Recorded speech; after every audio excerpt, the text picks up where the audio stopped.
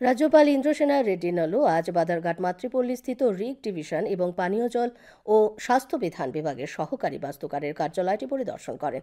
পরিদর্শনকালে রাজ্যপালের সাথে ছিলেন পূর্ত দপ্তরের সচিব অভিষেক সিং, পশ্চিম ত্রিপুরা জেলা শাসক ডাক্তার বিশাল কুমার, রাজ্যপালের যুগ্ম সচিব রতন ভৌমিক, ডিডব্লিউএস দপ্তরের মুখ্য বাস্তুকার রাজীব মজুমদার প্রমুখ।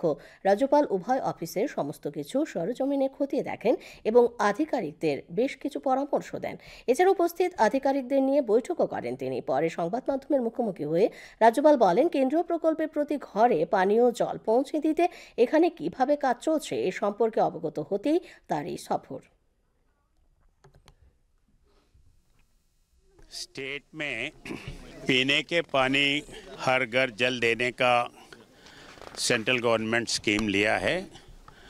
उसमें से ये त्रिपुरा स्टेट के लिए परमानेंट वाटर सप्लाई सिस्टम कैसे करना, क्या करना, उसके बारे में थोड़ा मैं मालूम करने के लिए और चीफ इंजीनियर बाकी के लोगों से बात करके एक अच्छा सिस्टम लाए, एक पूरा स्टेट के लिए पीने के पानी के लिए उसके लिए आया है।